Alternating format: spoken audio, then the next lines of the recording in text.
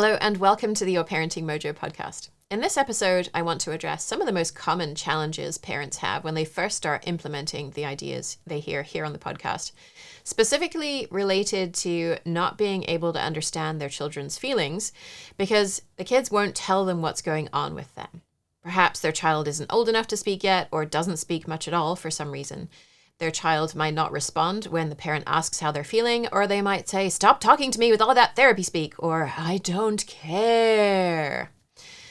In this episode, we'll help you to understand the 8 main reasons why your child can't or won't tell you how they're feeling and give you concrete, actionable strategies to address each one of them. This episode draws heavily on my book, Parenting Beyond Power: How to Use Connection and Collaboration to Transform Your Family and the World. It also goes beyond the little bit of information in the chapter on common problems parents have with problem-solving conversations, simply because the space available in the book was limited. Some of the ideas here are also a bit different from the book because the book looks at challenges parents have with problem-solving conversations more broadly. Here, I want to focus more tightly on why your child might not be willing to share their feelings with you, why they're not willing to tell you what's wrong. So focusing mostly on the beginning of the conversation, where many parents I talk with are getting stuck. So let's get into it. We'll begin at the beginning by looking at the youngest children first. Many parents discover my work before their children can speak in full sentences, and they wonder, how on earth am I supposed to have a problem-solving conversation with a young child who can only say a few words, never mind how they're feeling? When I coach these parents one-on-one, it's actually very easy for them to get a reasonable understanding of their children's feelings. When we expect a child to use their words to tell us their feelings, they're not going to be able to do it when they're aged 1 or 2. But if we put ourselves in their shoes and try to understand how we would feel if we were in their position, most of the time we can actually understand that fairly easily. The tool I use with parents in my private coaching sessions is the same feelings list that's publicly available to you at yourparentingmojo.com/feelings. It's freely available to use. You can download a PDF to print and stick to your fridge. There are options to download in multiple languages. If you don't see your language represented and would like to translate the feelings list, please do reach out to support at yourparentingmojo.com. We would love to make that happen. We also have a picture-based version to print and share with your kids so they can get used to using it. So once you have your feelings list, you might want to close your eyes for a minute or so and imagine yourself as your child. Imagine yourself in a small body, being told what to do for a good chunk of the day at home, maybe in childcare or preschool as well. You're pretty clear about what you want to do and how you want to do it, but it's hard to find the words to explain that to people in a way they can understand and also that makes them want to help you. Now bring to mind the challenge that you're having with your child and try to frame that in a non-judgmental way. So we aren't working on why my child is refusing to brush their teeth. We're working on why toothbrushing has been difficult recently. With that in mind, open your eyes and look at the feelings list and see if you can hold yourself in your child's perspective and imagine what it's like to be them in that situation. And think and write down the feelings that come to your mind. The vast majority of parents I work with are pretty capable of putting themselves in their child's shoes and understanding their child's feelings when they put their mind to it. And this means that the child not being able to verbally communicate their feelings doesn't have to be a barrier to using problem-solving techniques. The second reason why children might resist sharing their feelings is because we are focused on trying to change the child's behavior.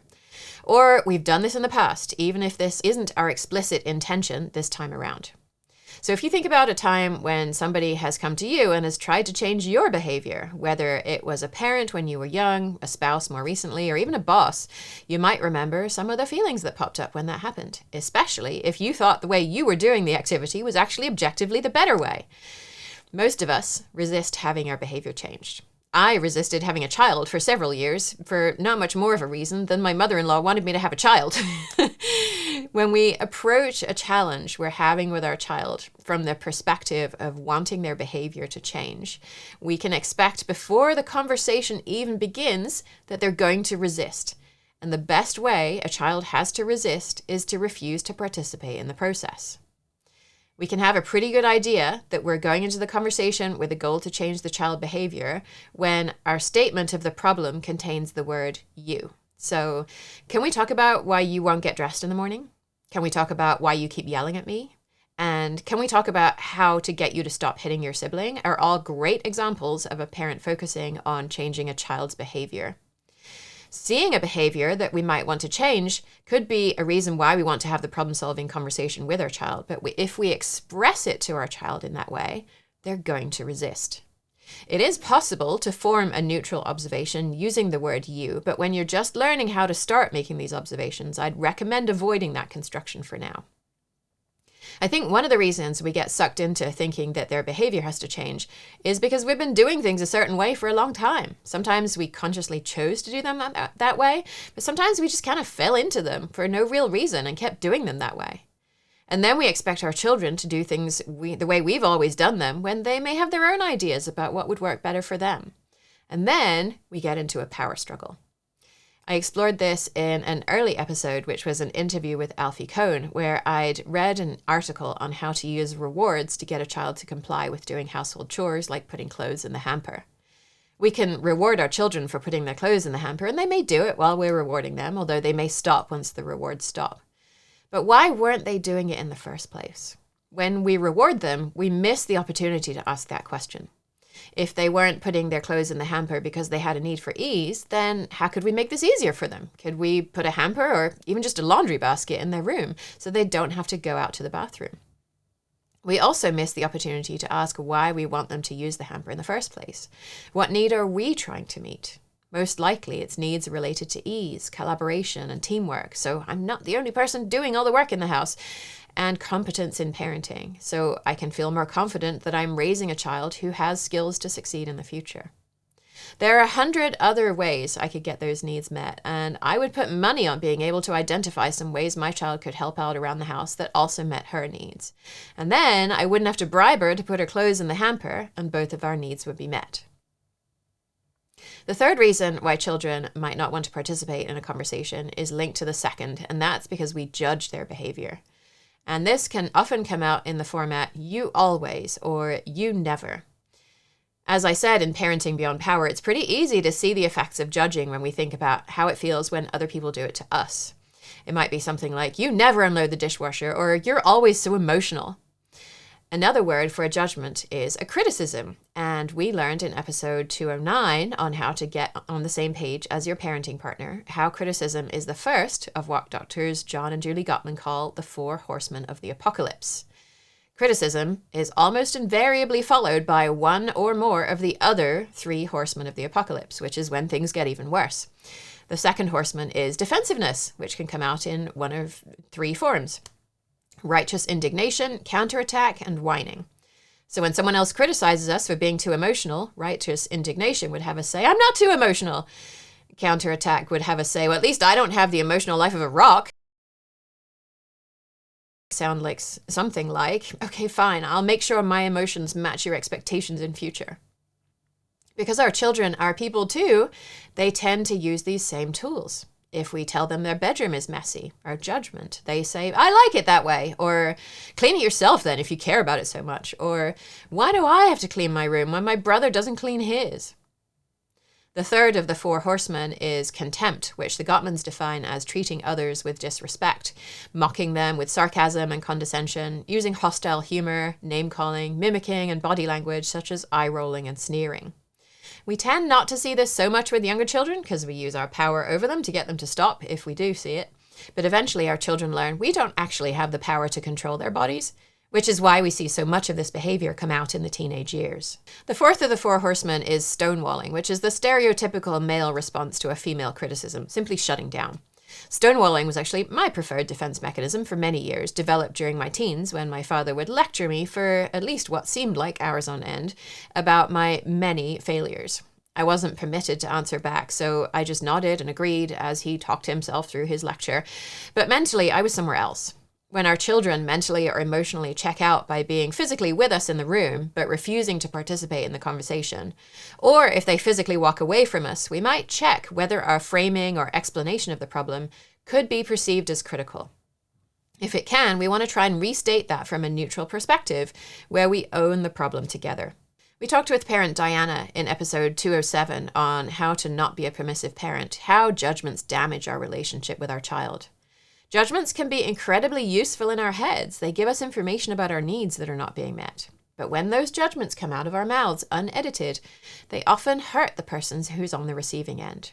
Instead, we can make a translation in our heads to reframe the problem as one that we own together. When there's one specific behavior that seems challenging, it's okay to be specific. So you might reframe, can we talk about why you won't get dressed in the morning, to, I've noticed we've had a hard time getting out the door in the morning at 8:30 recently. It seems as though getting dressed has been difficult. Can we talk about that?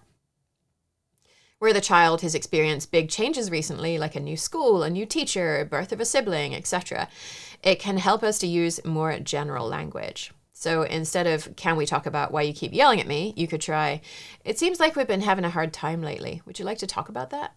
The child may not perceive their hitting or yelling as a problem. So if we frame the problem in that way, there isn't much incentive for them to participate. But if we acknowledge they've been having a hard time, and they know they've been having a hard time, they're going to be much more likely to want to work with us in the conversation. The fourth reason children might resist participating in this kind of conversation is that we've already decided what the correct solution is in advance. And we're using the problem-solving conversation as a way of trying to get them on board and make them think it was their idea. Because almost everybody resists someone trying to change their behavior, this almost always fails, and the child refuses to tell us how they're feeling or participate in the process. The reason it fails is the solution we've decided on as the correct solution doesn't meet the child's needs. So maybe the child is resisting diaper changes, so we give them a toy to hold to keep them entertained during diaper changes. The child still resists their diaper changes. This is because we haven't correctly understood the child is feeling uncomfortably cold during a diaper change because they're half naked in a cold room. So giving them a toy to play with, which would meet their need if they were feeling bored and wanted some entertainment, doesn't meet their need for warmth and comfort. When we decide the solution in advance, we've essentially said that the child's needs aren't important, and the correct solution is the one that meets our needs. When instead we take the time to understand our needs, we can usually find multiple strategies that meet both of our needs. We're focusing on feelings in this episode because it's the part of the process where parents usually realize there's a problem because their child won't participate. But understanding needs is our ultimate goal. We can imagine feelings as signposts towards our needs. When a child is resisting, they're really saying, the strategy you're proposing or that I think you're going to propose doesn't meet my needs. I don't know how to explain that to you in a way you'll receive, so I'm just going to refuse to participate. The fifth reason is linked to that fourth reason, and this is that in previous conversations, we haven't taken the time to understand the child's needs. Sometimes we can get caught up in a moment where the child does share their feelings and we empathize with them. We're feeling great about how the conversation's going, so we jump ahead to looking for strategies to try. But if we haven't taken the time to understand the child's needs, then the strategies we propose are most likely only going to meet our needs and not theirs. The child sees this happening but doesn't know why it's happening. All they see is that their parent has asked them about their feelings, and then suddenly they're being asked to agree to a strategy that doesn't work for them. And then the next time when we ask them about their feelings, they shut down because they feel afraid that if they share their feelings, then they're going to end up in a strategy that doesn't work for them. In other words, a strategy that doesn't meet their needs. So if this is coming up for us, we can use the needs list at yourparentingmojo.com/needs. Again, available to download in multiple languages with a picture version for your kids to make sure that you're accurately identifying both your and your child's needs in the situation. If you've tried having problem-solving conversations with your child in the past and now they're elementary age or above and they're saying things like, stop talking all that therapy speak, or I don't care, then it's most likely because in the past you've asked them about their feelings and have jumped straight to those strategies to meet your needs without considering theirs. And we can kind of imagine them thinking, well, the way things that are happening right now sucks and I hate it, but the only thing I hate more is having this stupid conversation about my feelings. And then my parent says, we're just going to do another thing that doesn't work for me. Why even bother? I'd rather save the time and energy and not have to share anything about how I'm really feeling, and that my parent might then end up trying to use against me. Believe me, even if the child says they don't care, they care. Every person wants to be deeply seen and known and understood, even your child who says they barely want to be associated with you. They're rejecting you because it feels safer for them to reject you than for you to show them that you don't get them. The most effective way to understand each person's needs is to use their feelings as a signpost. So you're working to understand each person's feelings. When you're doing that, write them down. And then when you look at the needs list, look for any needs that immediately feel right for you. So if you're struggling with toothbrushing, you might immediately know you have a need for ease as well as collaboration. You might immediately know your child has a need for autonomy. You've also identified that you're feeling tired, which points to an additional need besides ease and collaboration. In this case, probably a need for rest, maybe for self-care as well. You want to make sure that each of the feelings you've stated for you and your child are associated with a need. Doesn't have to be one-to-one, but could be each package of feelings that are related are associated with a need. If there are any feelings that don't seem to belong to a need, look at the needs list again, see if you can identify a need that feeling points toward. And then you'll start looking for strategies that meet both of your needs, and that process is covered extensively in Parenting Beyond Power. The sixth reason why your child might not tell you how they feel is that they don't know how they feel. If talking about feelings is relatively new to your family, then it's not surprising you might all find it quite difficult at first. It's very common for young children to have a limited emotional vocabulary and describe every feeling as happy, sad, or frustrated. Many adults don't grow much more sophisticated in their feelings than this either, especially men who are not rewarded in our culture for having a rich emotional vocabulary. As we learned in episodes 226 and 227 on where emotions come from and why it matters with Dr. Lisa Feldman Barrett, the point of understanding our emotions better isn't just to have a bigger vocabulary. If we understand our emotions, then we're better equipped to meet our needs more effectively. If all we know is that we feel like crap, but we don't have any more information than this, it's hard to know what to do to address the situation. If we know that we feel hungry and crave comfort, then pulling ice cream out of the freezer might be the most appropriate strategy. If we feel lonely because we need connection, then the ice cream isn't going to help very much. If all of those feelings get lumped together under the general heading of crap, then it can be difficult to know which of these potential strategies we should choose. I know a lot of parents like to download and print feelings wheels to broaden their emotional vocabulary because they're often rainbow colored and they're pretty. But my caution with these is that many of the so-called feelings on the feelings wheels aren't actually feelings. Things like ridiculed, violated, provoked, not actually feelings. These are judgments of an action that somebody else has taken or something they've said to us, and our feelings in response to those actions or words might include anger, fury, or hurt. You might remember from point number 3 in this episode that when we judge another person's behavior, they usually don't want to participate in problem solving with us. So if we go to that person and say, I feel ridiculed, I feel violated, or I feel provoked, then they recognize that as the judgment and immediately go into defensive mode. And before you run to your feelings wheel to cross just those words out, those are not the only words on the wheels that aren't feelings. They're just 3 words from the 6th of the wheel devoted to the feeling of anger. There are lots of other fake feelings words on those wheels as well, which is why I advise not using them.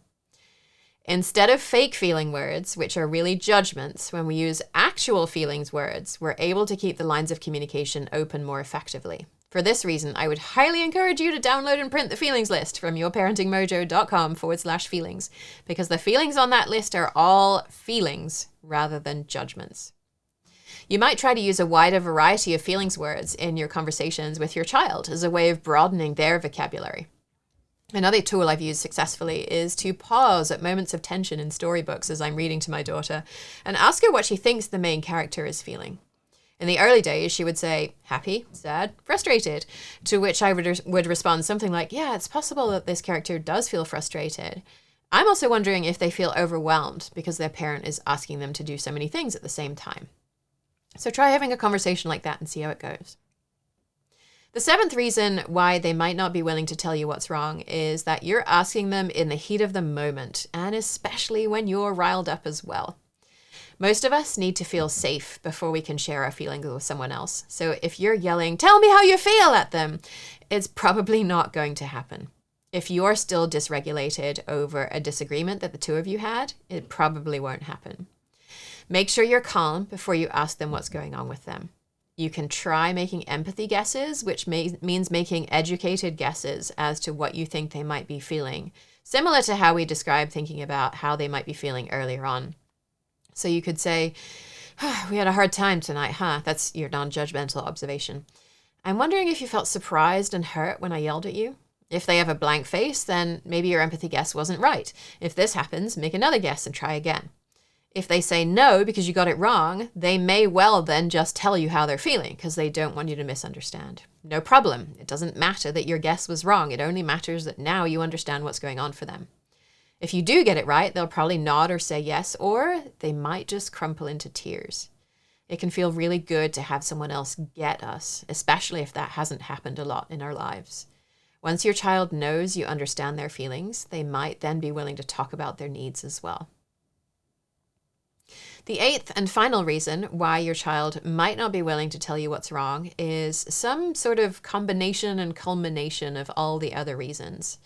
And what I mean by that is that things have been difficult in your relationship for so long that your child is unwilling to share anything that might provide a real window into their experience. It's possible that you remember doing this with your own parents as well. Even though our parents were doing the best that they could with the skills that they had, along with all of their own unresolved trauma, many of our parents could not really see us for who we really were. They thought we should be different and show up in the world differently, and they tried to shape us to do that. And they didn't do it to hurt us. They did it because they wanted us to succeed, and they thought we wouldn't succeed if we showed up as we really were. And we learned that we were not lovable as our whole true selves. And so we hid those parts of us that our parents didn't deem to be lovable in a box, and we pretended that they didn't exist.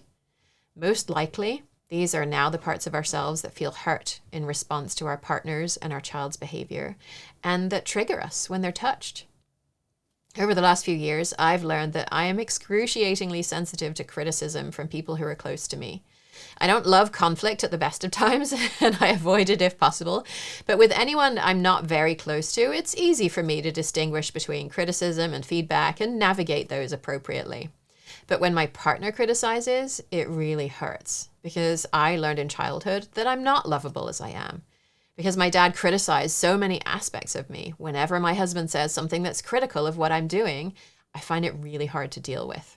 I react as if I'm a teenager again, looking for love and support and acceptance from the only figure in her life who was positioned to offer this, and those needs were not met at that time. Through everything I've learned in the Taming Your Triggers workshop, I no longer have an immediate overreaction. I might hear my husband criticize my daughter, which in a way is an implicit criticism of me, given how much research I've done on parenting and how much of our ideas about the ways we raise her are based on my work. I can hear that criticism and remain calm and help them to have a conversation where each person's needs are met. I don't do it perfectly, and there are times when there are multiple criticisms over the course of a day, and by the end, my window of tolerance is very narrow. But for the most part, I'm able to see that my husband and my father are two different people, and that my husband isn't responsible for the ways that my dad didn't see me when I was younger. He's still working on reducing his criticism because it's still one of the 4 horsemen of the apocalypse, and reducing that helps all of us. But because of the tools I've learned and that I share in the Taming Your Triggers workshop, I'm able to create a pause and connect with my values and a sense of calm before I enter these situations, and enter them with a non-judgmental observation. Rather than assuming that my daughter's in the right and my husband's in the wrong, I can create separation between them if things are heated.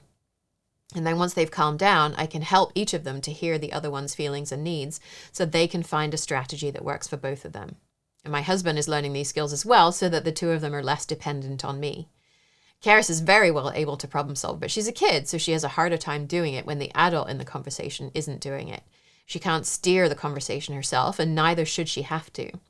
We're developing these skills as a family, and the more effectively we use them, the more we all get our needs met. If you're feeling triggered a lot by your kids' behavior, and if they're not willing to share how they're feeling with you because they're afraid of your reaction, or because they think you'll just try to get them to change, I'd really love to work with you in the Taming Your Triggers workshop. So those are 8 of the most common reasons that I see children resist sharing what's really going on for them when their parents ask. So I hope that it gives you some scope to start thinking about which of these might be showing up in your relationship with your child and some ways to address it.